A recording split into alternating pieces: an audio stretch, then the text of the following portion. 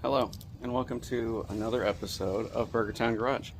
Now, I know my uploads have not been consistent or normal or frequent or good at all, but there's been some changes. A lot of changes, actually. I am no longer in the old house. I actually bought a house, so I am a homeowner again, finally. No more renting, which means I got my own garage. The actual Burger Town, if you will.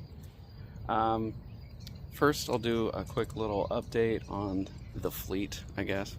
So here we got the Forester. Got it running, got it driving, got it tuned, and then it started knocking. So something's wrong there, but I suspect the engine rebuild was just poor.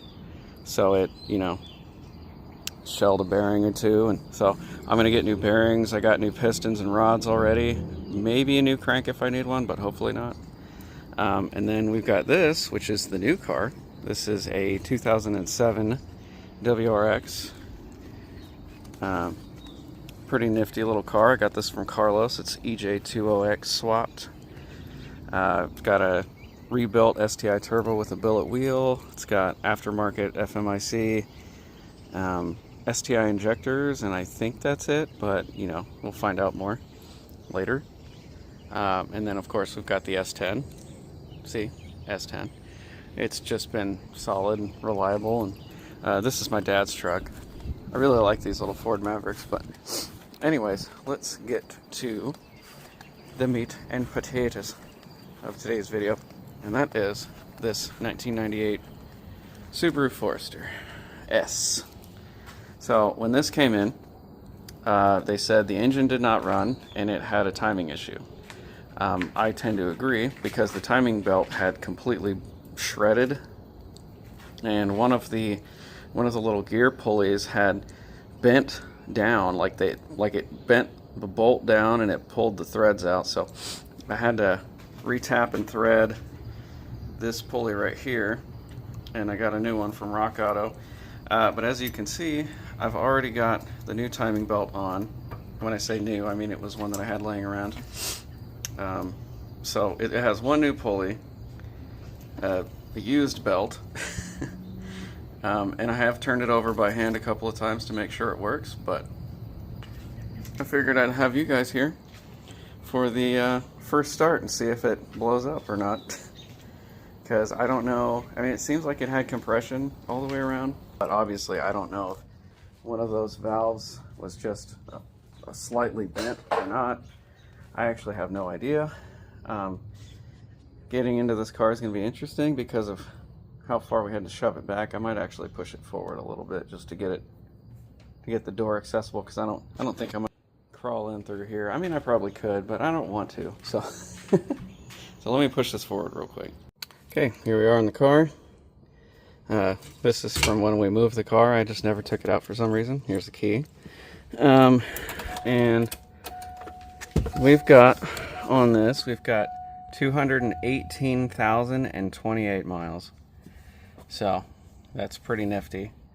I'm actually going to crank it over with the crank sensor unplugged, just to get oil circulated around in there, because I don't remember, or I don't know when the last time this ran was. I mean, I've turned it over a couple times by hand, obviously, so it, like, it seems okay, but you don't know until you know,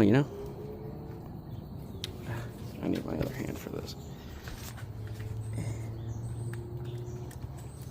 Alright, got the crank sensor unplugged, so let's turn her over and make sure nothing is contacting the valves or making any noises that it's not supposed to be.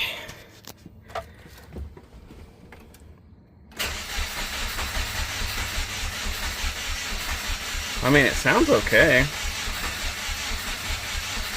Maybe a little bit of a gallop, but that may just be stuck rings or something. I mean, it does have 218,000 miles, so, it's not the beacon of youth and health that it probably once was. So, got the crank sensor plugged back in. Let's go ahead and give her a crank, see what she does. I will be amazed if this thing starts. Oh, It runs. Wow. That was effortless.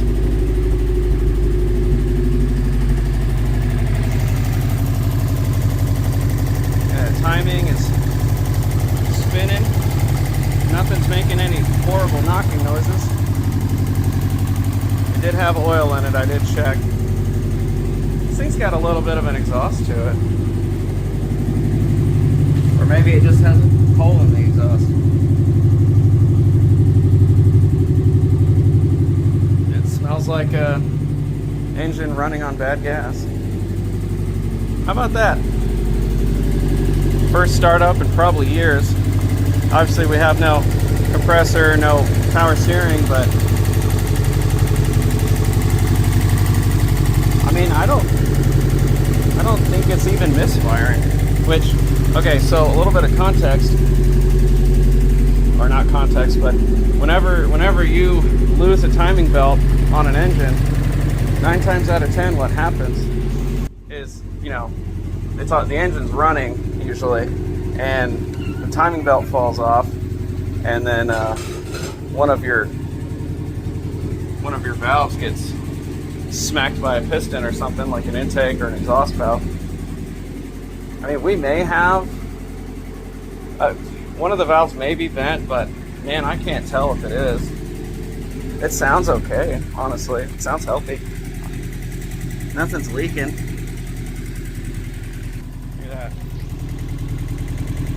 Totally dry underneath.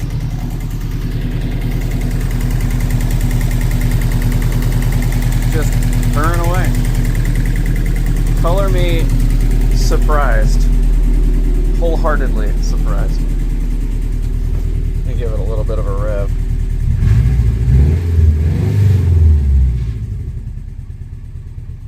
Let me give the transmission a small test here. We got a super floppy shifter, but oh, actually, now that it's idled down, that may be.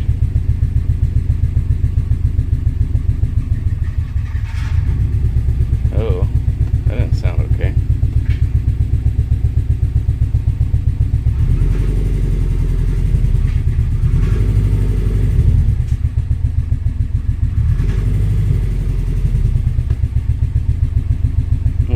There may be something to do with the transmission here, but it runs.